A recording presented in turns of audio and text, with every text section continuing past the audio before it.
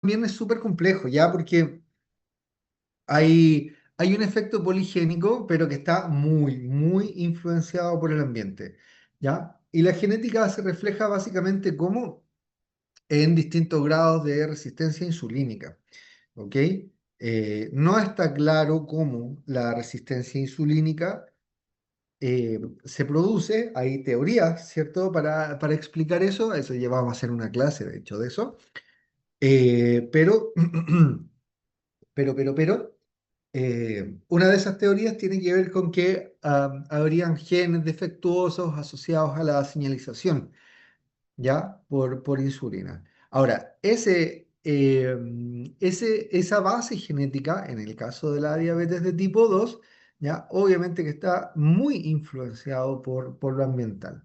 Y en ese sentido sabemos ya, pero lo hablamos, ¿cierto? Cuando hablamos de diabetes mellitus gestacional, que la gestación, el sedentarismo, ¿ok? La alimentación, la pubertad y el envejecimiento promueven ambos la obesidad, ¿ok? Y promueven además la disfunción de las células beta pancreáticas. Este concepto no sé si creo que lo nombramos solamente la clase pasada, pero es bastante relevante, ¿ya? Hablamos de disfunción de célula beta pancreática eh, cuando hacemos referencia a muerte de células beta pancreáticas, pero nosotros ya hemos visto que podemos matar células beta pancreáticas por más de un mecanismo. Entonces, en este caso específico, la disfunción de célula beta pancreática hace referencia a la muerte de la célula beta pancreática por sobrecarga de trabajo, ¿ok? Entonces, recuerden ustedes que cuando una persona se hace insulino resistente, esa persona en general uno no dice que se hace hiperglicémica también. ¿Ok? En estadios iniciales la persona va a ser insulino resistente, pero va a ser normoglicémica, no voy a tener perfiles glicémicos alterados. ¿Y eso ocurre por qué? Porque el mecanismo compensatorio, el primer mecanismo compensatorio frente a la insulino resistencia es el aumento en el trabajo de las células beta pancreáticas. ¿Ok? Ellas empiezan a producir más insulina, ¿cierto? La célula beta pancreática se hipertrofia incluso en una primera etapa. ¿Ok? Pero luego Pero luego, ese exceso de trabajo que tiene la célula beta pancreática empieza a dañar a esa célula beta pancreática y luego la empieza a matar. ¿Ok? Y cuando se nos empiezan a morir las células beta pancreáticas a consecuencia entonces de esta sobrecarga con trabajo, ahí decimos que estamos en presencia de disfunción de célula beta pancreática. Es súper importante que ustedes tengan esto en cuenta, chicos, porque la resistencia insulínica por sí sola no nos debiera conducir a diabetes mellitus. ¿Ok? ¿A qué me refiero? Tengo prendida la cámara, ¿cierto? Sí. Entonces, es lo siguiente. Si una persona se vuelve insulino resistente y su páncreas es capaz de producir cada vez más insulina, por muy insulino resistente que yo sea, si cada vez tengo más insulina, voy a tener más efecto, ¿cachai? Y por lo tanto no voy a tener alteración de perfiles glicémicos. En ese sentido, hay que tener súper claro que la mayor parte de los pacientes diabéticos, salvo algunos MODI, por ejemplo, ¿cachai? Son pacientes que les van a debutar a ustedes cuando lleguen a la pubertad. ¿Y por qué cuando lleguen a la pubertad? Principalmente en mujeres se da eso, porque los estrógenos, progesterona, interfieren con la señalización de insulina o conducen a algún grado de insulinoresistencia y el páncreas de esos sujetos no puede aumentar la producción de insulina. ¿Cachai? Ahí entonces se puede generar el cuadro. Pero salvo esos, en todo el resto de los individuos tienes que tener la insulinoresistencia y la disfunción de la célula beta pancreática. ¿Ya? Hay una presentación muy heterogénea en estos pacientes en términos de disfunción de célula beta pancreática y de resistencia insulínica. Eso quiere decir que hay algunos que son muy insulinoresistentes, otros no son tan insulinoresistentes, algunos que tienen células beta pancreáticas que están con disfunción, pero hay una más importante aún de células beta pancreáticas. Y en otro gráfico que les voy a mostrar después, van a ver ustedes que llega un momento en que la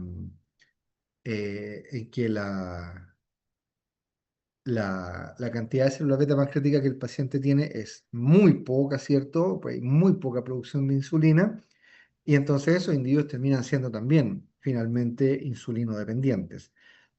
Hay un curso progresivo, una enfermedad, ¿cierto? Con un comienzo bastante insidioso, ya con un periodo de resistencia insulínica e intolerancia a la glucosa. ¿Conocen el concepto de intolerancia a la glucosa? Sí, profe. ¿Qué es, Javi? Cuénteme. Para cachar si estamos hablando de lo mismo, ¿ah? No, no es que yo los quiera torear o que los quiera empezar a interrogar. Nosotros lo habíamos visto como que son valores que no me dan para diagnosticar al paciente como diabético, pero se Ujú. aceptan como ser diabético. Como que la Claro, hemoglobina glicosilada esté entre 5,7 y 6,5, la glicemia estará entre 100 y 125, pero aún no cumple con los valores para ser diabético. eso. Ya. Ahora, ojo ahí. Si somos así como rigurosos, cuando la intolerancia a la glucosa tiene que ver con una alteración del TTGO, del test de la tolerancia a la glucosa oral. ¿Ya? Ese, ¿por qué siempre lo nombran aquí o por qué aparece varias veces nombrado en mi clase? ¿Cierto? No me puedo hacer responsable de otras clases. Es porque es el primer valor que se altera, ¿sí? En el paciente que tiene estos trastornos del metabolismo de los carbohidratos. En ese sentido, cuando uno habla de la glicemia alterada en ayuno, ¿cierto? El término correcto es hablar como de disglicemia, ¿ya? La disglicemia, entonces, es la glicemia alterada más de 100, pero como muy bien dice la Javi, menos de 126, ¿cierto? Es decir, que está alterada, pero todavía no estamos en rango de diabetes mellitus. ¿Ok? Esa sería diglicemia y la intolerancia entonces sería la otra, la siguiente medición después de la sobrecarga de la glucosa. Entonces, de nuevo, ¿por qué es relevante eso? Porque la última glicemia que se altera es la glicemia en ayuno. ¿Ok? La primera que se nos va a alterar es el valor medido a las 2 horas de la sobrecarga. ¿Por qué? Porque ahí le estáis pidiendo mucho trabajo al páncreas. ¿Cachai? Entonces, en ayuno, el páncreas está funcionando tranquilito, pues sí, lleva un montón de rato sin comer, ¿cachai? Desde que aparece entonces esta intolerancia a la glucosa hasta que el paciente tiene, ¿cierto? Los dos criterios diagnósticos de diabetes mellitus o uno, ¿cierto? En dos muestras separadas, pueden pasar hasta 12 años, fíjense, 9 12 años. Y la idea es identificar a los pacientes que están, o sea, la idea es que el paciente no llegue a eso, que no llegue a ser intolerante a la glucosa, pero si ya es intolerante a la glucosa, ¿cierto? Tener un manejo adecuado que nos permita disminuir este riesgo. ¿Cuál es ese manejo adecuado? Lo vamos a ver también en otra clase, pero se los adelanto, tiene que ver con ejercicio, tiene que ver ¿con qué más tiene que ver? Con ejercicio, tiene que ver con fármacos, tiene que ver con modificaciones dietarias, ¿ya? Pero la teoría dice que se puede. Tengo que creer que eso se puede, porque yo estoy ahí. Estoy diglicémico pero no intolerante, o estaba diglicémico pero no intolerante. Necesito creer que se puede salir de ahí.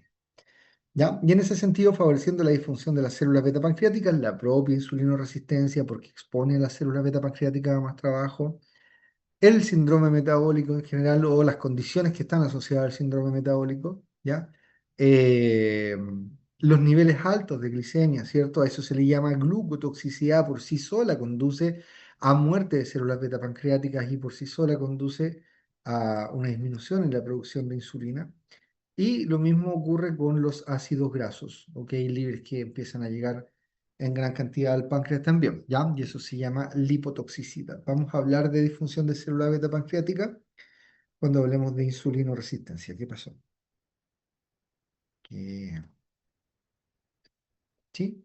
Aquí le puse entonces un cuadrito, el box 1, ¿sí? Que habla de factores de riesgo importantes para el desarrollo de diabetes mellitus 2. Y ahí tiene usted, ¿cierto? Envejecimiento, eh, ser de ascendencia, digamos, no blanca, o no sé qué será eso, será indoeuropeo, me imagino. ¿Sí? Historia familiar de diabetes mellitus tipo 2, ojo, el otro día, no sé si les di el datito, una persona que tiene un familiar de primer grado de diabetes mellitus puede tener hasta un 30%, un 30, un 35% de riesgo de hacer diabetes mellitus tipo 1. En el caso de la diabetes mellitus de tipo 2, si usted tiene un familiar de primer grado con diabetes mellitus de tipo 2, usted puede tener hasta un 50% de posibilidades de hacer la patología, ¿ya? Entonces, en ese sentido se dice que es mayor el riesgo familiar asociado a diabetes mellitus tipo 2 que a diabetes mellitus de tipo 1, ¿ya? Bajo nivel de ingreso, ¿cierto? O bajo nivel de estatus socioeconómico, ¿Por qué? Porque la obesidad está asociada a pobreza, ¿cierto? Y como la obesidad es un factor de riesgo para el desarrollo de diabetes mellitus 2, ahí está el link, ¿ya? Em, Ahora, en términos generales obesidad, pero anóteme usted ahí que es la obesidad visceral, ¿ya? No es, porque vamos a hacer también una clase de obesidad. Entonces, les voy a explicar por qué no es la obesidad por sí sola, ¿cierto? Sino que es la obesidad visceral. Y es el perímetro de cintura lo que confiere el riesgo. Perímetro de cintura que es súper importante porque refleja la cantidad de grasa que hay en la cavidad abdominal, ¿ya? ¿Conocen esos conceptos o no? Obesidad visceral u obesidad periférica. Sí, profe. Sí, ya, bacán. Componentes del síndrome metabólico, lo que habíamos hablado, ¿por cierto? Un aumento en el perímetro aumento de la circunferencia de cintura, ¿sí? Aumento de presión sanguínea, qué sé yo, también lo vamos a tocar en la clase respectiva. Sobrepeso u obesidad, dado por índice de masa corporal, aunque no nos dice nada. Abdominal, obesidad central o abdominal, independiente cuál sea el índice de masa corporal, ¿ya? Factores dietarios poco saludables, ¿cierto? Tales como consumos de brebajes, así como de bebidas, ¿cierto? Azucaradas, eh, carnes rojas, bajo consumo de granos enteros y otros alimentos ricos en fibra, ¿sí? Comerse todos los dulces de Halloween en una misma noche, todas esas cosas. El tabaquismo, sedentarismo, historia de diabetes mellitus gestacional, ¿cierto? Estrés psicosocial y depresión también es importante. ¿Por qué? Por dos motivos, ¿cierto? Uno, porque una persona estresada va a tener más cortisol en sangre y por lo tanto tiendes a la hiperglicemia, pero además, eh, así como asociado al estrés psicosocial y a la depresión, podemos tener aumento en la ingesta y cambios de peso importantes, ¿ya? De hecho, eh, el DSM-5 incluye disminuciones o aumentos importantes de peso en un periodo de tiempo corto como criterio de inclusión, ¿ya? Para episodio depresivo mayor.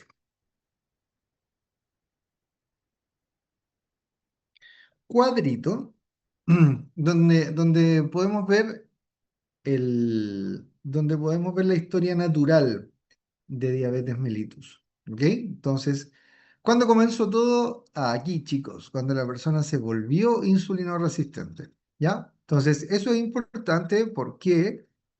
Porque el 70-80% aprox de estos sujetos insulino resistentes son obesos, ¿ya? Entonces ahí significa que hay mucho que se puede hacer ustedes el día de mañana, ¿cierto? En términos de medicina preventiva, y lo que yo tanto jugo les doy todas las clases que puedo, el Estado, ¿cachai? Si tenemos un Estado que sea fuerte, que sea poderoso, si tenemos un Estado que está comprometido con la salud pública, planes de intervención estatal pueden reducir un poco, o pueden, no, no lo digo así, pueden desacelerar la expansión de la obesidad. Ningún país ha logrado, o hasta hace, no sé, 5 años que leí así como del tema, ningún país hasta hace 5 años, 2020, yo creo, después vino la pandemia, así es que yo creo que nadie lo ha logrado. Nadie ha logrado reducir los niveles de obesidad, ¿ok? Pero Estados Unidos logró estancar los niveles de obesidad, porque iba creciendo en Estados Unidos la obesidad desde hace mucho, ¿ok? Pero con planes estatales, ¿cierto? Que han sido copiados después en distintos países, pues incluyendo Chile. No sé si se acuerdan del plan Elige Vivir Sano. ¿Cachai? Mi punto es, cuando el Estado mete plata para campañas de educación a la población, cuando el Estado mete plata para poner máquinas de ejercicios en las plazas, facilitar el acceso a lugares, ciertos recintos deportivos, etcétera, etcétera, eso tiene una consecuencia y tiene consecuencias benéficas. ¿Ok? Entonces es súper importante eso. Ya, eso les iba a comentar.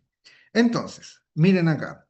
Pero el sujeto se volvió insulino resistente. ¿Qué ocurrió con sus glicemias? Oye, chicos, hoy ando pésimo para escoger palabras, me demoro, hablo lento. se me lengua la traba y no sé por qué, ¿ya? Y en la mañana también me pasó muchas veces. Así es que si me sigue ocurriendo ahora, les pido todas las disculpas del caso, no es por supuesto algo voluntario, ¿ya?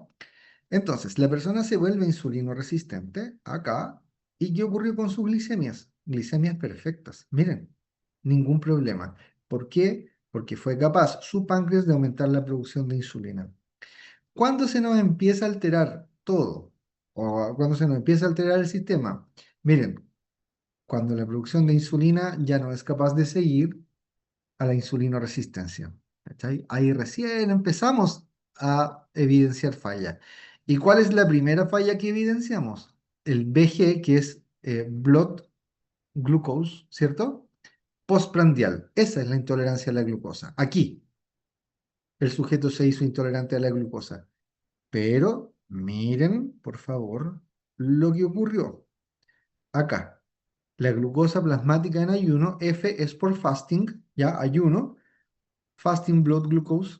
Miren, ¿cómo está la glicemia en ayuno? Está normal. Por lo tanto, ojo también ahí, ¿cierto? Si una persona tiene una glicemia en ayuno que sea normal, eso no significa que metabólicamente hablando esa persona esté sana. Ya, mucho, mucho cuidado con eso. ¿Cuándo se nos altera la glicemia en ayuno? ¿Cuándo aparece la disglicemia? Acá, miren, acá. Y si nos vamos para arriba, ¿eso coincide con qué? Con que ya la producción de insulina endógena va disminuyendo. La disfunción de célula beta pancreática empezó por acá, porque aquí ya no podía, el páncreas estaba exigido a producir más, pero ya no podía, porque ya se me estaban muriendo las células beta pancreáticas. Pero aquí, miren, ya la producción de insulina va disminuyendo. Y cuando va disminuyendo la producción de insulina, si ustedes se van para abajo, ahí recién aparece la disglicemia. ¿Ok? Y desde este periodo entonces ya hasta el diagnóstico de diabetes mellitus que está acá, ya habíamos dicho, ¿cierto? Pueden pasar fácilmente 9 a 12 años. Ahora, si ustedes se fijan también, cuando la persona debuta como diabético, miren cuánta insulina tiene. Tiene más insulina que la persona normal. Debuta como hiperinsulinémico, pero la insulinoresistencia que tiene finalmente determina que la respuesta sea baja. ¿Ok? Y si es que ustedes se fijan en el gráfico, la producción de insulina cae persistentemente y si esta persona vive lo suficiente, va a llegar a ser un sujeto que va a ser insulino dependiente, ¿cierto? Tal como lo es un diabético de tipo 1, ¿ya? Entonces, esto es como lo que pasa de manera normal, por cierto, cuando una persona se cuida cero, como el papá del profesor, ¿sí? Esa es como la curva clásica. Ya. Ustedes tuvieron clases de fisiología con Gallardo. Cuéntenme si Gallardo les habló de las incretinas.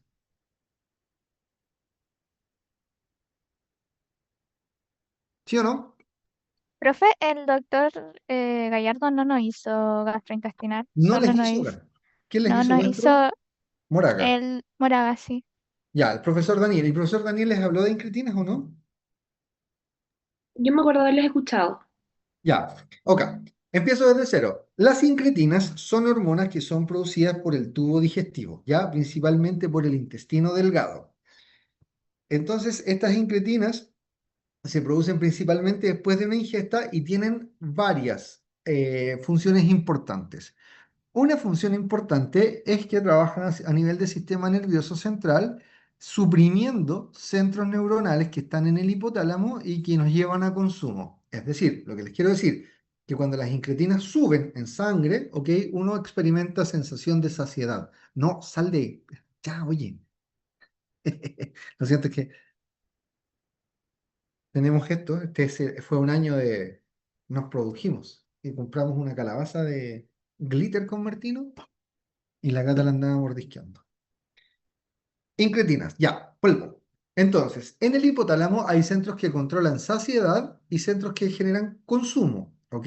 Y usualmente trabajan en las vías inversas, es decir, cuando se activan los centros que generan saciedad, se inactivan los centros que generan consumo. Bien, y al contrario, cuando se activan los centros que generan apetito y que hacen que uno tenga sensación de hambre, se inhiben los centros que generan saciedad. ¿Estamos hasta ahí? Lo que hacen las sincretinas, aquí ponen uno, al GLP-1, que es como el más representativo, pero no es el único, es que a nivel del sistema nervioso central se activan los centros que tienen que ver con saciedad. ¿Ok? Primera cosa importante. Segunda cosa importante de las sincretinas, retardan, ¿cierto? Regulan, retardan el vaciamiento gástrico. ¿Ok? Entonces, ¿por qué eso es importante? Porque si el mismo alimento, la misma ingesta, la hago pasar más lentamente por el tubo digestivo y por lo tanto hago trabajar menos al páncreas. ¿Se entiende, no? Porque si el páncreas tiene que producir insulina para, invento, 100 gramos de glucosa, no es lo mismo que tenga que producir insulina para 100 gramos de glucosa en media hora que tenga que producir la misma insulina para 100 gramos de glucosa en, invento, 4 horas. ¿Sí? Es la misma cantidad de insulina, pero trabaja menos por unidad de tiempo. ¿Ya? Entonces es muy bueno. ¿Qué más hace la incretina? El GLP-1 en este caso tiene efectos benéficos sobre el propio páncreas. ¿Ok? Entonces yo les dije que, por ejemplo, las incretinas aumentan la producción de insulina en respuesta a la presencia de glucosa. Y se ha visto que las incretinas tienen un efecto protectivo sobre las células beta pancreáticas. ¿Ya? Como que ayudan a mantenerlas vivas, ayudan a mantenerse sanitas. Entonces, bien importante las incretinas. Resulta que después de una ingesta de comida, a las personas sanas, el glucagón les baja, ¿ok? Pero alguien se dio cuenta en algún momento que a los pacientes diabéticos el glucagón no les baja como les bajan a las personas normales. Y se pusieron a estudiar, y entonces llegaron a identificar estas incretinas. Y luego alguien pensó que las incretinas podían transformarse en un blanco farmacológico, ¿cierto? Considerando que los pacientes con diabetes mellitus 2 producen menos incretina en respuesta a la presencia de alimentos, pero que tenían una sensibilidad conservada frente a las incretinas. Y eso llegó a la identificación de una enzima que se llama DPP4, ¿ok? Esa enzima se llama dipeptidilpeptidasa 4 y es la enzima que degrada a las incretinas. Entonces, ¿por qué les comento esto?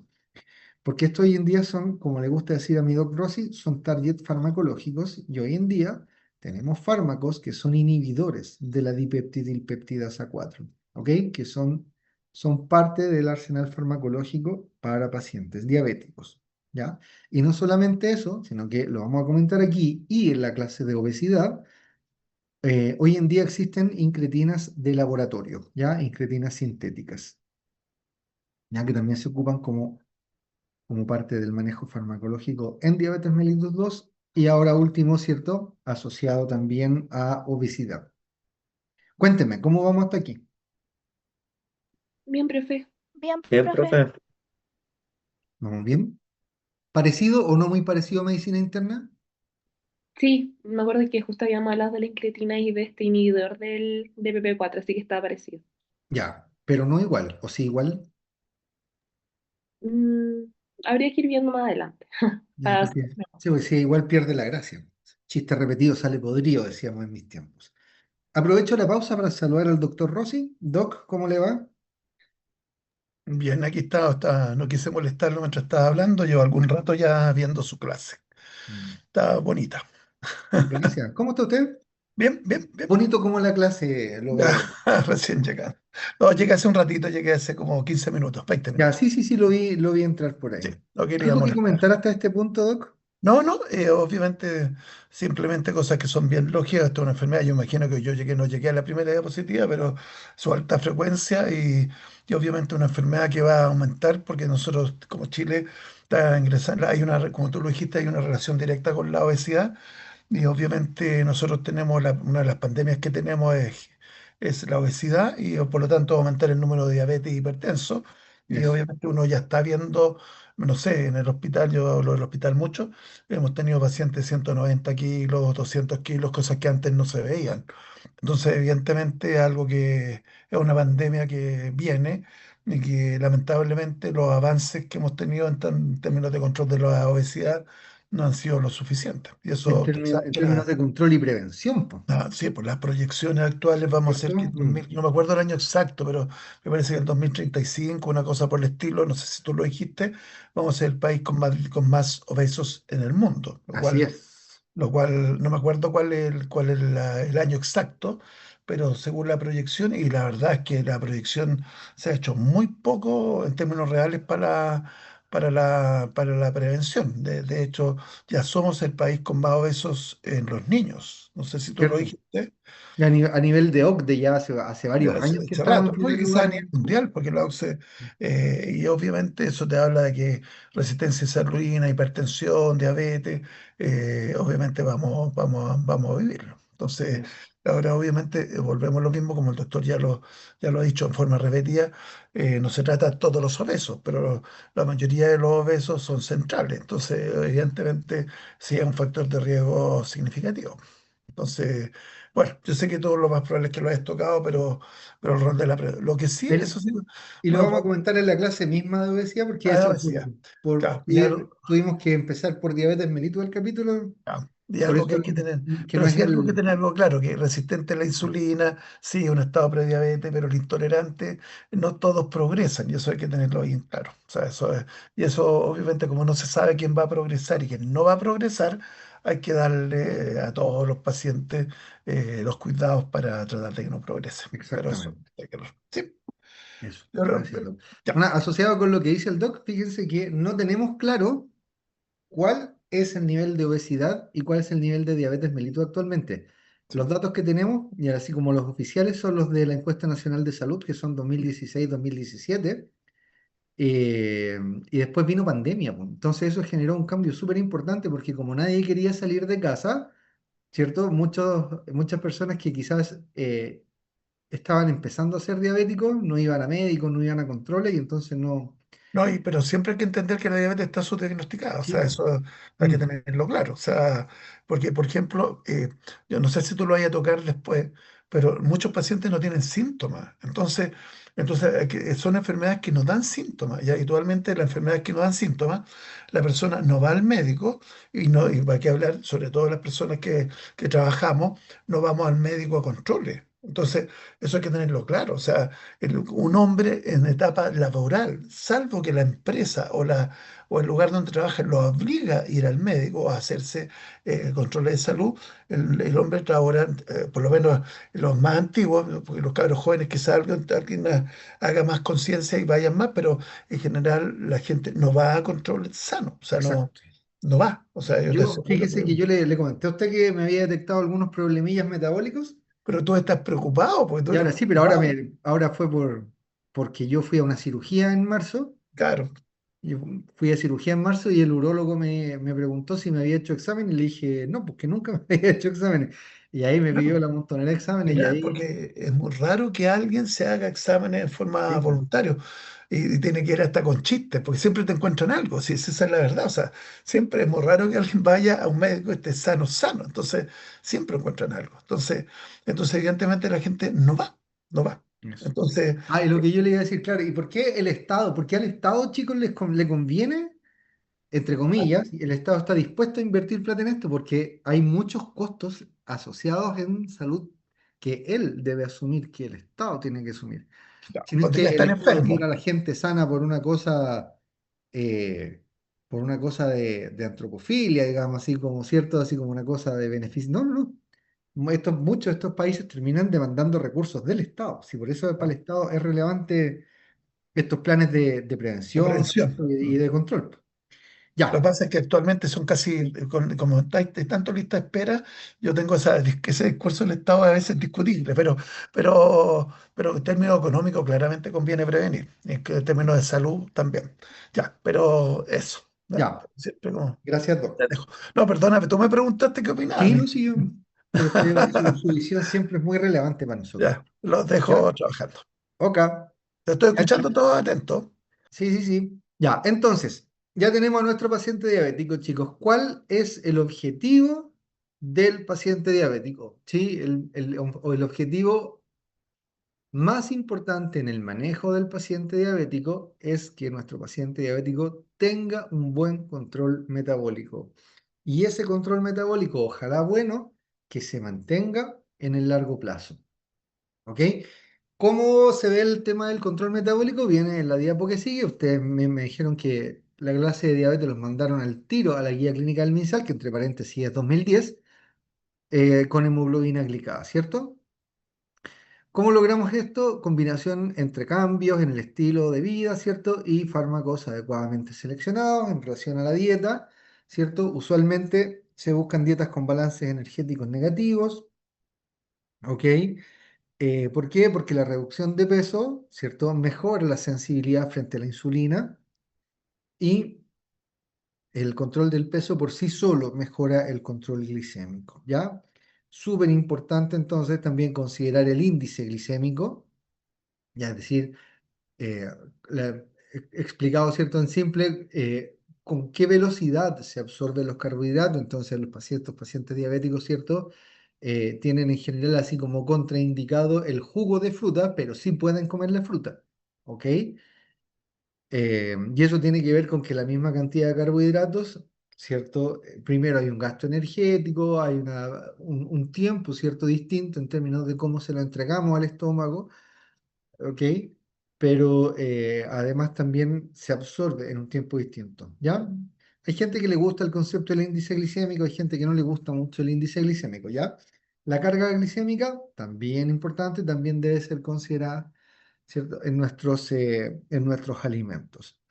Ahora, fíjense ustedes que cuando uno piensa en hiperglicemia, en diabetes mellitus, uno al tiro piensa que hay poca insulina, ¿cierto? Uno dice, no, sabe que si hay poca insulina, entonces el paciente es hiperglicémico. Pero la hiperglicemia es más compleja que solamente la ausencia de insulina, ¿ya? Y aquí vemos que hay un montón de órganos o tejidos que están participando en la patogenia de esta hiperglicemia. Entonces vemos que hay una alteración en la captación de glucosa por parte del músculo, ¿cierto? Hay una alteración en la captación, el almacenamiento y el metabolismo de la glucosa por parte del músculo, ¿ya? Eso tiene que ver con la resistencia insulínica que hay, ¿ok? ¿Quién más participa acá? El intestino, ¿cierto? Puesto que ya dijimos nosotros, el intestino de los pacientes con diabetes mellitus de tipo 2 produce una menor cantidad de estas incretinas, ¿ok? El páncreas, puesto que, ¿cierto?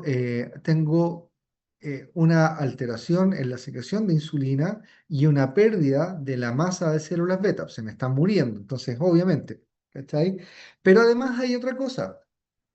Yo les mostré una imagen el día sábado y yo les decía que en los islotes de Langerhans en el humano, las células beta pancreáticas se ubican preferentemente, no exclusivamente, pero preferentemente en el centro, y las células beta y las células delta están más bien en la periferia y que la sangre fluye desde el centro del islote hacia la periferia, ¿ok? Entonces, ¿por qué eso es importante? Porque cuando las células beta producen insulina, esa insulina que va en la sangre, ¿cierto? Que está recorriendo el islote, se pone en contacto al tiro con las células alfa. Y por lo tanto, la insulina que produce el páncreas automáticamente reduce la secreción de glucagón por parte de las células alfa, ¿ok? De ahí que, habiendo menos célula beta y habiendo menos producción de insulina, automáticamente pierdes la inhibición sobre alfa y entonces aumenta un poquito la producción de glucagón. ¿Ok? El tejido adiposo, porque obviamente, ¿cierto? Vamos a tener un aumento en el almacenamiento de lípidos, voy a tener trastornos en la producción de las hormonas del tejido adiposo, las adipoquinas, ¿cierto? Y esto finalmente me lleva a inflamación y la inflamación también por sí sola reduce la respuesta frente a insulina. ¿Ok? El brain, es decir, el cerebro, ya también se ha visto que experimenta cambios en términos de la producción de neurotransmisores, les decía yo, de estos que modifican la actividad de áreas asociadas a consumo o a saciedad en el cerebro. El riñón fundamental. ¿Ya? Aquí el Doc Rossi nos preguntaba si es que habíamos hablado de manifestaciones clínicas. Dígame usted, ¿cuáles son las clásicas manifestaciones clínicas en diabetes mellitus?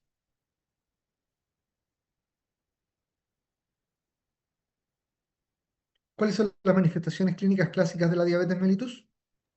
Polidipsia, poliuria y polifagia. Eso, las tres P, ¿cierto? ¿Cuáles son las que aparecen primero? La polidipsia y la poliuria. Ya, resulta que la glucosa filtra libremente a nivel glomerular. Eso, no sé si lo vieron en medicina interna o no. Perdona, yo digo siempre una que a veces pasa desapercibida, que es la pérdida de peso. Sí, eso en estadios más avanzados, ¿cierto? Ah, pero a veces el paciente llega a pérdida de peso, le comienzan a estudiar cáncer y cuánta cosa, y a veces son diabéticos. Perdona, Mm, mm, yo sé entonces, pero consideren también la pérdida de peso, ¿ya? Eso yo sé que aparecen más avanzados, pero a veces llegan por pérdida de peso, ¿ya? ¿cierto? Ya, Gracias, Doc. perdona. Eh, no, no, está bien, sí, se agradece, se agradece. Siempre sus aportes son bien recibidos. Chicos, ¿vieron la clínica de diabetes o no? La patogenia de la polipsia y la poliuria. Sí. Sí, profe. Ya, entonces, saben que tiene que ver con que se supera el trabajo del SGLT, ¿cierto? Pero ojo ahí porque en el tiempo, entonces a uno el dato que le enseñan siempre es que cuando aparece, cuando comienza la clínica, comienza con glicemias que están por sobre los 180 miligramos por decilitro, ¿cierto? Sin embargo, en la medida que la patología progresa, el riñón comienza a sobreexpresar el SGLT2 y por lo tanto, el umbral para que se produzca glucosuria y por lo tanto el umbral para que se produzca poliuria va siendo cada vez mayor, ¿ya? Entonces es requete importante eso. ¿Y quién más participa acá? El hígado, ¿ya? ¿Por qué? Porque el hígado finalmente se transforma en el contexto de la insulinoresistencia en un productor de glucosa, ¿ok? Y entonces si ustedes miran la glucosa así como una caja negra en sangre, que va a depender de cuánta glucosa estés ingresando y cuánta glucosa estés sacando, ¿ya? ¿Se puede interrumpir cortito? De Fronso es un autor famoso en fisiopatología de la diabetes y él dice que muchos diabéticos parte la enfermedad porque aumenta el Tmax, o sea, el transporte máximo de glucosa en el túbulo proximal. O sea, dice que de partida hay gente que es diabética o comienzan a presentar problemas producto de que no filtran con 180 sino que comienzan a filtrar con 300. Entonces, de hecho, yo sé que lo está enseñando el doctor con fines de educativos en el fondo, pero Pedagógico, claro. hay muchas personas que dicen que el problema, muchos autores me refiero, no parten solamente por la resistencia, sino que parten al mismo tiempo porque nadie sabe cómo se regula el Tmax, el transporte máximo de túbulo proximal de glucosa. Y por eso se hace tanto hincapié en el tratamiento actual que debe partir asociado, que no es solamente el control de la glucosa, el control también en el fondo alteración en la filtración no en la filtración, perdón, en la reabsorción de En la glucosa. reabsorción. Entonces, en el fondo, el tratamiento asociado, que no es solamente bajar la glucosa dando insulina, sino actuando sobre todos estos otros componentes. Yo nombro el de Fronso porque fue el que partió con esto, el triunvirato, que ya va en el octeto, y van en 11 de factores que influyen en la génesis de diabetes, porque obviamente a veces no se sabe la cadena completa. Uno supone que, pero también se ha observado que precozmente existen alteraciones en el transporte de la glucosa, ¿ya? Ya, yo me callo, pero era Eso, para que no lo vean como algo no importante, porque la verdad que se ha mostrado que es muy importante y tiene que ver con la sobrevida de los pacientes, que iniciar, o sea, partir de inicio con inhibidores de SGT todo, se ha mostrado que cambia la mortalidad, o sea, en el fondo son cosas súper exacto. importantes. Y Así los como que casi que se parece a la reducción de mortalidad por metformina, una cosa así como... Es como en el fondo más allá del control de la glicemia, esos Claro, titulares sí, de varias, digamos, revistas que se dedican a diabetes Care, pues una vez más allá del control de más allá del control de la glicemia, para entender que es más complejo. Pero bueno, perdona que te interrumpa, no, sin pero dale duda. vuelta. Dale. Ya, y entonces todo esto tiene un impacto sobre la glucosa plasmática, ¿ya? Aquí me gustó esta figura porque además nos pone ciertos fármacos y en qué punto, o más que en qué punto, ¿cierto? Dentro de la patogenia, de la contribución de cada uno de estos órganos, ¿ok? Donde espérese, déjeme de nuevo. ¿En qué punto, cierto, dentro de la patogenia global de la hiperglicemia trabajan distintos fármacos, cierto? Entonces me ponen ahí insulina principalmente a nivel muscular, metformin, los inhibidores del DPP4, ¿cierto? Colicebelam, ¿cierto? Los inhibidores del alfa-glucosidasa, aquí a nivel de intestino, ¿ya? Las incretinas sintéticas, ¿cierto? Los secretacocos de insulina, los sensibilizadores frente a insulina, ¿cierto? A nivel de tejido adiposo, ¿ya? Estos son menos usados, pero eventualmente también, ¿cierto? Trabajando a nivel de cerebro, los inhibidores del SGLT. En el riñón, metformin me vuelve a aparecer acá, ¿cierto? No solamente modificando aquí a nivel intestinal, sino que a nivel hepático, ¿cierto? Porque es un inhibidor de la gluconeogénesis, ¿ya? O un inhibidor de la producción de la glucosa hepática. Y finalmente lo que yo les decía, ¿cierto? Cómo evaluar el control metabólico, ¿ya? Y una cosa que era relevante era que lo que yo les decía, que eh, esta guía clínica es 2010, po. Entonces todavía no entraba tan potentemente el uso de los inhibidores del SGLT, ¿ya? Pero es la que tienen que aprenderse ustedes, digamos.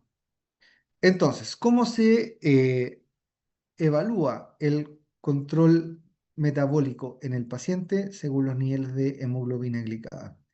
¿Cierto? ¿Qué dice la guía del MinSal? Que un buen control metabólico implica una hemoglobina glicada menor a 7 y ahí la indicación es siga nomás con el tratamiento, sin problema. Si la hemoglobina glicada está entre 7 y 9, ¿cierto? Hay que empezar a meter más fármacos aquí porque hay que mejorar ese control glicémico, ¿ok? Y si la hemoglobina glicada es mayor a 9%, en ese caso hablamos de un mal control metabólico, esto me imagino que ustedes ya lo vieron, y ahí definitivamente entra insulina al tratamiento. Esto obviamente ¿para quién? Para pacientes clínicamente estables, ¿cierto? Si tenemos un paciente clínicamente inestable, como mi señor padre, quedan con insulina al tiro, ¿cierto? 3 meses y se reevalúa, ¿cierto? Perfil glicémico y entonces ahí se va a ver como según la hemoglobina glicada de ese momento. Otra cosa importante asociada a esto es que el, el 7%, ese es como el ideal, ¿cierto? Menos de un 7% hablamos de un buen control metabólico. Sin embargo, ¿ya? Ese 7% no es para todos. Y eso tienen que saberlo porque pacientes viejos o con comorbilidades se es un poquito más permisivo con la hemoglobina glicada, ¿sí? A veces le ponen 8%.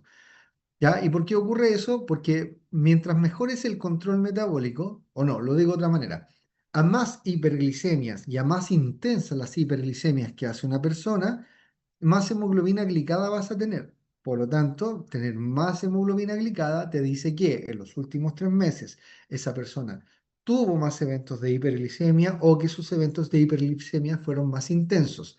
Eso no gusta porque la hiperglicemia es la fuente de las complicaciones crónicas en diabetes mellitus. ¿Ok? Entonces, tener una hemoglobina glicada más bajo significa que tuviste tu glicemia más controlada en ese tiempo, pero un mejor control de glicemia va de la mano con un mayor riesgo de hipoglicemia. ¿Ok?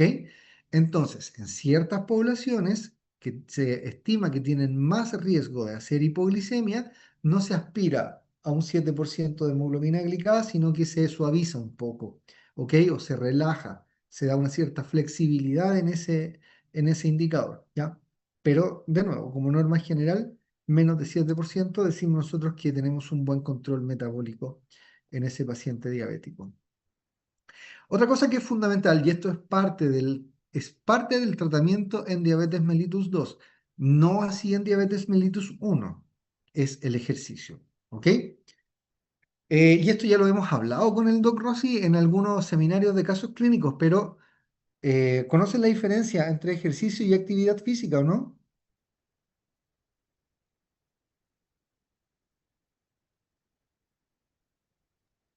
El ejercicio es, por ejemplo, ir al gimnasio, y la actividad física es caminar al trabajo. Más o menos, más o menos.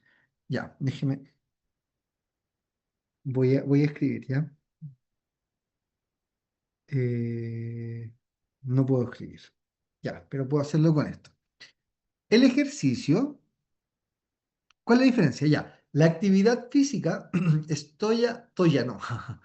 Toda aquella actividad, ¿cierto? Toda aquella actividad que genere movimiento y que aumente el gasto energético, ¿ok? Es decir, yo hablando ahora, pensando, gesticulando, moviendo la mano, todas las cosas que hago, estoy haciendo una cierta actividad física, pero no es ejercicio, ¿ya? Para que sea ejercicio, me carga cuando pasa esto. Para que sea ejercicio, debiésemos ser nosotros capaces de describirle un fit, ¿cierto? Un fit, como decía un profesor con el que trabajaba yo. ¿De dónde creen que viene el fitness? ¿Qué es el fit?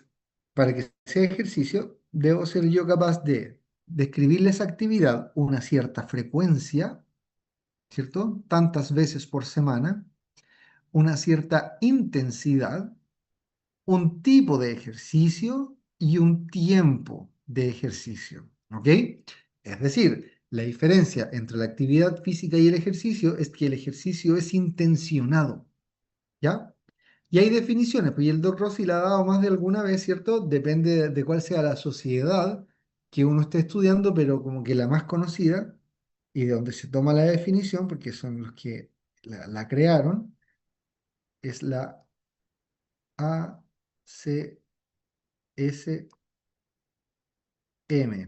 ¿sí? Que es la American College of Sport Medicine.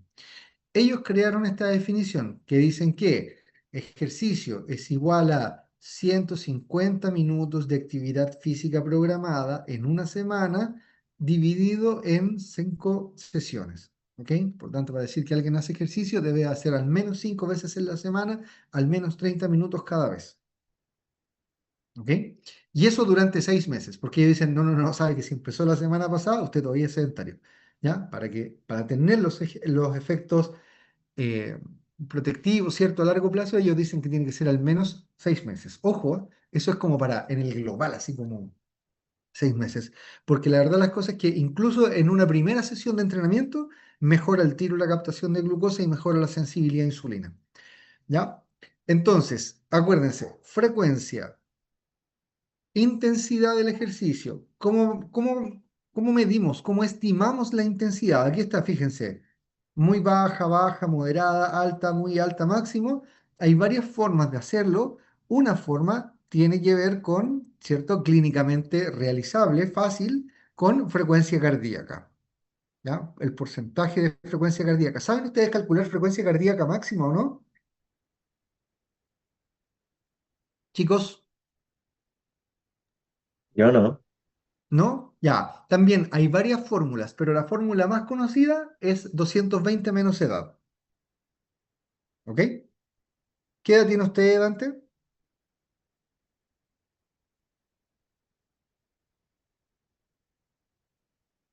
Dante Leiva, ¿Qué pasó, profe? Se me corta. no hay problema. ¿Qué edad tienes tú? Yo 23. 23, ¿cierto? Por lo tanto, ¿cuál sería la frecuencia cardíaca máxima? Ya, esa frecuencia cardíaca máxima es un numerito, ¿cierto? Es una frecuencia cardíaca a la que es el máximo número al que uno puede llegar haciendo actividad física para evitar complicaciones cardiovasculares asociadas al desarrollo de esa actividad. ¿Se entiende, no? Entonces dijimos que hay varias fórmulas, pero la más simple, 220 menos edad. Es decir, ¿cierto? En nuestro sujeto experimental, Dante Leiva, él debiese llegar a 197 latidos por minuto. Ese sería su 100%. ¿Sí, Dante? ¿Se entiende, no? Sí. Y luego Profe, entonces, sí, dígame. entonces mientras más joven, mayor puede ser la frecuencia máxima. Exactamente. Y al contrario, pues cierto, pacientes añosos van teniendo frecuencias cada vez más bajas. ¿Cachai? Y entonces podemos estimar la intensidad del ejercicio según esto. Pues miren, un ejercicio moderado es aquel que me hace, que implica una frecuencia cardíaca que está, o que me hace alcanzar mi frecuencia cardíaca, o que me hace llegar mi frecuencia cardíaca, o que ando mal para elegir palabras, entre un 55 a un 69%, de su frecuencia cardíaca máxima. Es decir, en el caso de don Dante Leiva, él debiese llegar, aplicamos calculadora, ¿cierto? Decimos 197 multiplicado por 0,55, 108, ¿cierto? Y 197 multiplicado por 0,69 igual 136 para redondear. ¿Ya? Entonces, si él se mueve en ese rango de frecuencia, estaría haciendo ejercicio a una intensidad moderada. ¿Ya?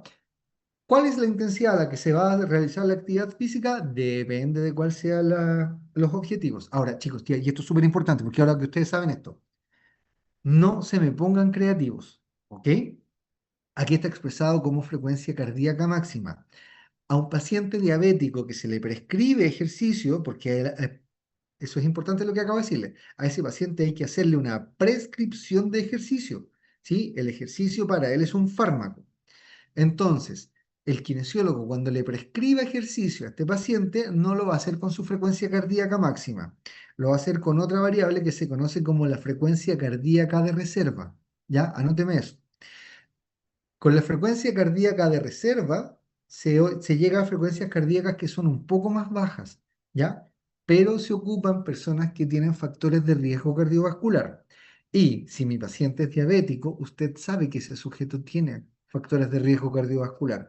Y además usted sabe que los pacientes diabéticos, después de todo lo que hemos hablado con Doc Rossi, tienen además otras comorbilidades, como por ejemplo la obesidad visceral, que por sí sola aumenta el riesgo cardiovascular. Si además era hipertenso, si además era dislipidémico, ¿ok? Vamos juntando factores de riesgo cardiovascular. Por lo tanto, en esos sujetos, lo que se ocupa para hacer el cálculo es la frecuencia cardíaca de reserva, ¿ya?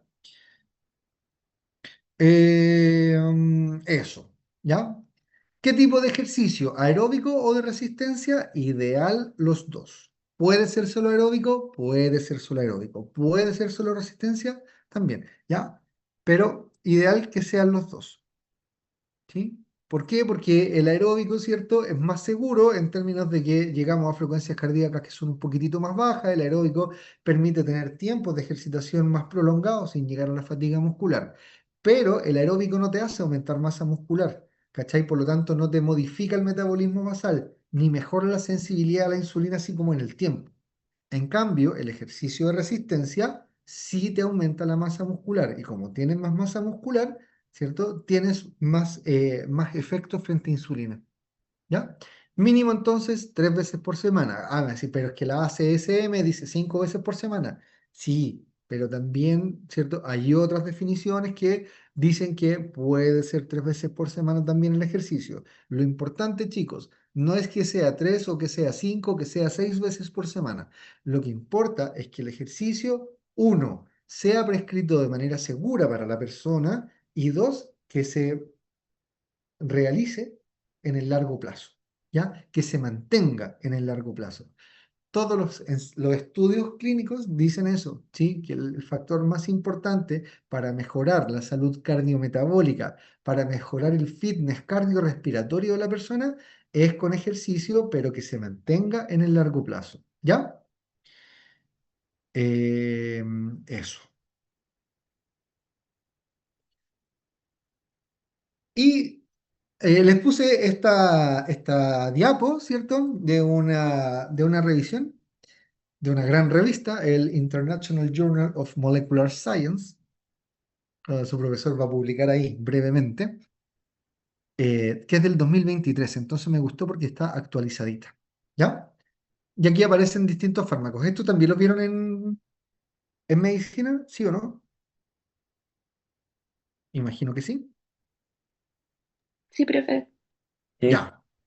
Los conocen todos, saben cómo actúan. O sea, creo que hay uno que el sulfinilurias, ese no, pero los Las demás, sulfonilureas. sí, ese no, creo que no lo vimos, pero los demás, los de arriba, lo habíamos visto en una tablita. Ya. Rápidamente entonces, biguanida, ¿cierto? Metformin, estos son inhiben la producción hepática de glucosa. Ahí tienen ustedes los efectos en términos de hemoglobina glicada, peso corporal, ¿cierto? si tienen o no impacto sobre el cáncer, qué pasa con lo cardiovascular, tienen los efectos adversos, ¿cierto? Que les sirven también para medicina interna. Javi, escúcheme, las glinidas y las sulfonilureas, ambas lo que hacen es unirse al canal de potasio dependiente de ATP, ¿ya? Pero se unen en distintas regiones, pero el blanco farmacológico es el mismo. Por lo tanto, ambas lo que hacen es comportarse como lo que dice uno, los secretagogos de insulina, ¿ya? Aumentan la liberación de insulina por parte del páncreas. Eh, las glinidas, eso sí, lo hacen no tan intensamente y un poco más prolongado. En el caso de las sulfonilureas, ¿sí? El pic de insulina tiende a ser un poco más alto, por eso confieren más riesgo de hipoglicemia. Y también la curva, ¿cierto? Es un poquitito más estrecha, ¿ya? Importante aquí que está glibenclamida dentro de las sulfonilureas, que es una hipoglicemia anteoral, así se le llaman a estos fármacos, ¿cierto? Por eso ustedes también lo saben. Glibenclamida, que es un hipoglicemiante oral de amplia disponibilidad en servicio público, ¿cierto? En los SFAM, que sé yo, el día de mañana, si es que alguno de ustedes trabaja ahí, está disponible glibenclamida. Pero la tendencia mundial es a dejar de ocuparla por el riesgo de hipoglicemia, ¿ya?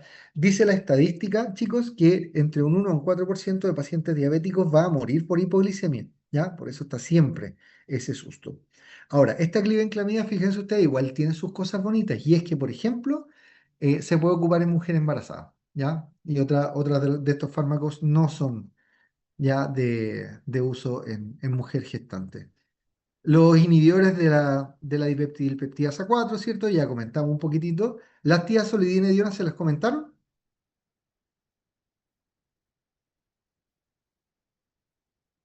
o no se las comentaron? Bueno, si no se las comentaron, estos fármacos mejoran la sensibilidad frente a insulina. ¿Ok? Trabajan en la vía de señalización a nivel nuclear, con los PPR, ¿sí? Son caros, son buenos, pero son caros. Por lo tanto, en CESFAM, ¿cierto? No lo vamos a encontrar. Y los inhibidores del SGLT, que ya el doc lo decía, ¿sí? Es tan potente el efecto que demostraron estos fármacos que, eh, que hoy en día se ocupan como fármacos para disminuir el riesgo cardiovascular o la mortalidad cardiovascular en pacientes que no son diabéticos. ¿Sí? Entonces, súper, súper importante. Los que están abajo, ¿cierto? Aquí nos encontramos con los agonistas del receptor de GLP-1 y estos son lo que les decía yo, las incretinas sintéticas, ¿cierto? Hay varias y aquí quizá el más conocido por nosotros es el semaglutide, ¿sí? Que lo conocemos ¿con qué nombre se conoce el semaglutide? ¿Cuál es como el nombre comercial?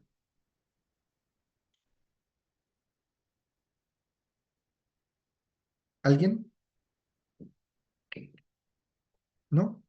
Ya, esto se conoce como Ozempic. ¿Lo han escuchado con ese nombre, no? Perdón, aquí en Chile se ocupa más que para los diabéticos para bajar de Para peso. el control de peso, sí, ya lo habíamos dicho y tengo una diapo que habla de Ozempic en la clase de obesidad, ¿ya? Y de Así hecho a los que, pobres diabéticos a veces no hay, porque es un medicamento muy caro. Tratamiento mensual sale como 180.000 pesos. mm, Muy bueno, porque obviamente es un tratamiento de última generación, porque hace bajar de peso. La mayoría de los diabéticos, volvemos, tenemos problemas con el peso, pero la lata es que se ocupa para bajar de peso con fines estéticos y la mm, gente habitualmente que tiene más plata no son gordos. Entonces, o sea, tienden a ser gordos, pero no son gordos porque ocupan justamente Ozempic. Entonces se da esa paradoja, que en el fondo la gente que más lo necesita no tiene acceso y la gente que lo ocupa para bajar de peso, como tienen más plata, tienen acceso. Son cosas bien especiales. Ya, perdona que mi comentario en relación a económica, pero eso, no, pero está bien, pues, sí. no es la Ahí es paradoja. donde aparece la libertad de elección de nuestra Sagrada Constitución. Sí, po, La libertad de elección es, ¿quién tiene libertad de elección? El que ya, tiene plata. tiene plata. Suena feo, pero vamos a sonar como súper resentidos, pero es verdad, po, sí. Pero tenemos una base científica para ser Y de resentidos. hecho, voy a hacer un comentario, los inhibidores SGLT2 también son caros, no tan caros como la incretina, ya sea por las dos formas, pues, ya sea por inhibidor del DP4 o por agonista del receptor de incretina. Y los otros que son caros, todavía son caros, que no se ocupan así masivamente, son los SGLT2, porque también son caros. O sea, no estamos hablando del mismo precio, pero un tratamiento a dosis máxima con SGL, inhibidor de SGLT2 sale fácilmente 40.000 pesos. Ahora, hay versiones no de laboratorio no innovadoras, o sea, copias, entre comillas, que salen 25 o 30 lucas, El pero bioequivalente. bioequivalente, no, el bioequivalente todavía no hay. Po. Sí, ¿Por todavía, ahí no hay? todavía no hay. O sea, hay uno, pero no está en ninguna parte. Salen 30.000, 40.000 pesos. O sea, son medicamentos caros, no son Claro, todavía baratos. ¿Ya? eso. Oye, ¿y los inhibidores de la alfa glucosidasa también se los comentaron? ¿Ya? Bueno, si no se los comentaron, estos fármacos lo que hacen es inhibir a la enzima que está en el borde del cepillo. Claro, pero son ¿Sí? menos potentes y no dan Claro. resultado tan bueno. Igual se ocupan, pero Reducen la absorción, por lo tanto, interfieren en la digestión y por lo tanto reducen la absorción ya, de carbohidratos. Por me eso es van a que matar, generan pero trastornos gastrointestinales. sí, pero yo diría que son fármacos que llevan cierto tiempo, ojo, ya deben llevar como 20 años el inhibidor de la carbosa, y no sabemos, o sea, y no sabemos la carbosa, perdón, el inhibidor de La carbosa del fármaco, sí, claro. del fármaco, pero pues, dan inhibición leve, moderada, por lo tanto no baja tanto la glucosa, pero su uso es marginal, porque tampoco era barato, ¿cachai? Entonces, Mm, pero bueno, pero un fármaco que hay que nombrarlo. ¿Ya?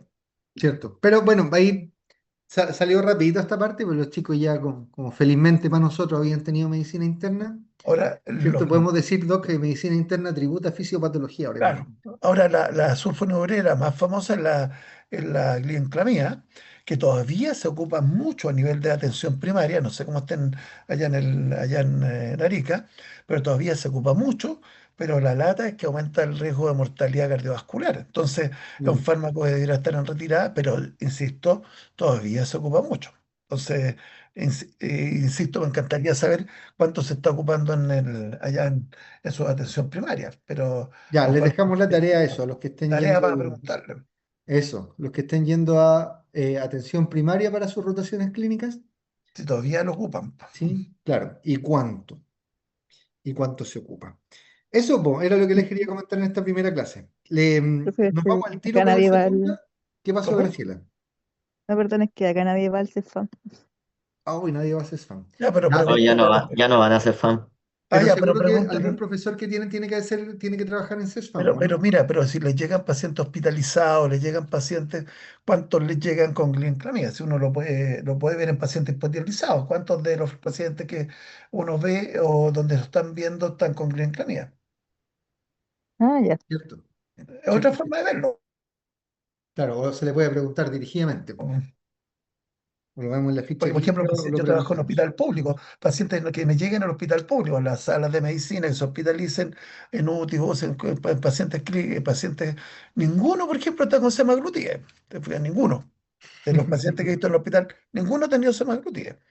Pero, por ejemplo, en inhibidor de CGLT2, re poco, ¿cachai? Me llega uno de vez en cuando, ¿cachai?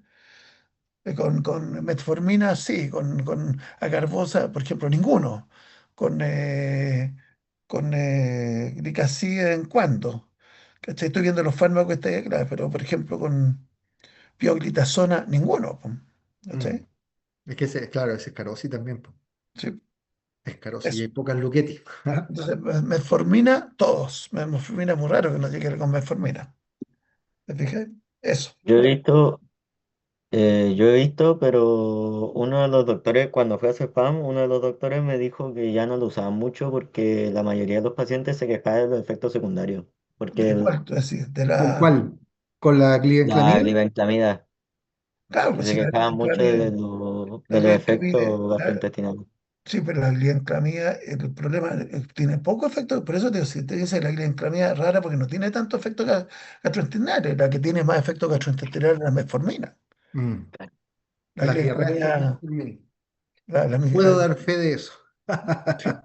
Claro, pero hay que tomar la forma para evitarlo, es muy sencillo. Cuando tú sabes el mecanismo de acción, eso, por ejemplo, la mayoría de las veces la gente para aumentar la tolerancia a la metformina la dan antes de las comidas, y no tiene ningún Sí, sentido darlo antes de las comidas. Entonces, habitualmente, sobre todo las formas RETAR, la forma de liberación prolongada, la idea es tomárselo en la noche antes de acostarse. Y te tomáis toda la dosis de una, no te tomas dosis dividida. Ahora, mm, obviamente, para aumentar en el fondo, digamos, la adherencia, la dan antes de las comidas, pero no tiene ningún sentido. Entonces, es cosa de saber un poco la farmacocinética y obviamente cómo actúa y tú decís, ¿para qué la damos antes de las comidas? Si no tiene sentido darla antes de las comidas. cierto. ¿Ya? Yo he probado en todas las presentaciones en todo caso, o sea, Pero la todo lo- mejor, todos los hazme horarios. caso, estimado colega y amigo, hágame caso, tómese la dosis total en la noche antes de acostarse. Y Ok, créeme que es mágica. Mágica. Forma prolongada, la forma de presentación prolongada. Créeme, es mágica. Yo te digo porque yo lo hice y cambió la vida. ahora soy otro. Ahora soy otro. Ya, chicos, hemos terminado con la primera parte de diabetes. ¿Dudas hasta este punto? Por mi parte, no, profe. Ya, ¿les parece descansar 10 minutos y a las Ojo, 5 empezamos una con cosa que complicaciones? viene, yo lo voy a nombrar muy cortito, pero que viene, mira, dos cosas, cortita, cortita, cortita.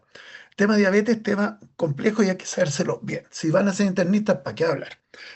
Si no van a ser internistas, tienen que saberlo igual, pero sobre todo la parte de las complicaciones. ¿Ya? Pero cortito, todos los años, si les gusta mantenerse al día, sí, pero al día, el primer número de la Diabetes Care es la revista de la ADA, American Diabetes Association. Sí, sí, Aparece un la conozco y la comentamos el suplemento otro día, Doc. el día 1 de enero, lo comentaste, el día No, 1 no, de o sea, de la ADA, pero no de la diabetes care. No, ya. Aparece el día 1 de enero de cada año las recomendaciones de la principal asociación de diabetes mundial, que es la ADA, ¿ya? Entonces ustedes llegan, entran gratuito, se puede descargar completo, le aparecen todas las recomendaciones. El diabetes care, número 1, número 1 de enero, y lo bajan, y está.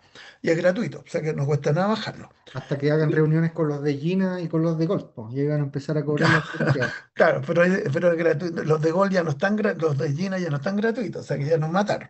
Pero la, pero la, la gracia es que ustedes tienen toda la información. Y algo que está muy de moda, que va a comenzar a funcionar, pero todavía no funciona, no es la glucometría en sangre, no es la hemoglucotenia, es la glucometría continua. Entonces ya hay valores de referencia para glucometría continua. ¿Por qué? Porque hay dispositivos que ahora vienen y que se están ocupando y Mm, cada vez se van a ocupar más, que son para medir en forma continua la glucosa. Ahora, no se mide la glucosa como tal, porque no es glucosa en sangre, es glucosa digamos, en intersticia, la glucosa intersticial. Pero ustedes lo van a ver, van a hablar, comenzar a hablar del tiempo en rango, o time in rango, que son en el fondo con los TIR, que está cada vez ocupándose más. Entonces, no les digo que lo lean, que le echen una miradita, pero son cosas que vienen y que obviamente que vienen en algún momento les va a tocar. Entonces, para que sepan que existe y que en el fondo va a tocarle y que tiene un fundamento fisiopatológico que tiene que ver con no el uso de la glucosa en sangre, que es lo que hace la glicemia y hace la glucometría, el famoso hemoglucoté, sino que viene también la glucosa digamos, monitoreación continua no es la glucosa, pero en el fondo es la glucosa, ¿ya? A nivel de la glucosa intersticial. Viene, de hecho yo lo estoy usando, lo voy a explicar, eso a mí me lo habían recomendado usarlo hace como 5 o 7 años, pues ya lleva mucho tiempo, pero ya se está ocupando en términos relativamente más común, frecuentes, más con más comunes, frecuencia. ¿ya? Eso, entonces para que sepan que Claro, y en la existe. medida que pasa el tiempo y que aparecen otros laboratorios que sacan los dispositivos, obviamente que eso baja los costos también. Actualmente el que se está ocupando de forma más masiva se llama, ¿cómo se llama? Se me olvidó el nombre, pero Freestyle, así se llama, Freestyle, de Abbott, y se está ocupando, yo estoy ocupando una marca china que se llama IDEX, pero se va a ocupar, y viene, o sea, algo que viene. ¿Ya? Eso, Yes. A mi señor padre también le habían sugerido hacer el monitoreo continuo. imagínate, para tu papá, pues, ¿cachai? No estamos hablando. Cada dispositivo dura 2 semanas, creo. Sí, dura 15 días, se cambia cada 15 días y en el fondo tú puedes ocuparlo por un periodo de tiempo y saber más o menos para dónde va tu perfil. ¿Ya? Pero Exacto. viste, lo que trato de decir es que se está ocupando que una persona no es del ambiente médico, no es médico, es papá, ya se lo están recomendando. O sea, y esto va así, pero ¿ya? Y ahí se ocupan otras mediciones. No es como se ocupan la hemoglobina glicada, más otras mediciones que son el tiempo o porcentaje de tiempo en rango y otras más. ¿Ya? Entonces, eso viene. Nada Súper. más. Muchas Perdona que lo gracias, haya Doc, tocado, por el... pero yo creo que si no se lo tocaron en la clase de medicina interna, yo por lo menos se las toco. ¿Se lo tocaron en la clase de medicina interna la monitorización continua o no se lo tocaron? ¿Se lo tocaron o no? Chicos, favor responder al Doc. Pregunta nomás, sí, para saber. ¿Qué cosa, profe? La monitorización continua Sí, de claro. glucometría. Si es que les tocaron el Que lo concepto. nombraron, no es que se lo hayan enseñado, se los nombraron. Parece que Mm, no. Ahora, no es Debe mal. haberlo nombrado, pero ¿Cómo? no me acuerdo. Debe haberlo nombrado, pero no me Ya, si acuerdo. no, que si a veces no nombran cosas y tampoco pueden saber todo en medicina, pero en el fondo, si no se lo nombraron, se los nombro para que en el fondo sepan que existe y si alguien les pregunta, ustedes digan, ah, sé que existe, nada más que eso, no tiene sentido que se lo aprendan. ¿Ya? ¿Ok? Así. Se Ya, lo van a aprender igual en la medida que lo vayan viendo, pero lo vayan usando, claro. claro. Ya Pero pues, eso. descansemos 10 minutos, 16:56.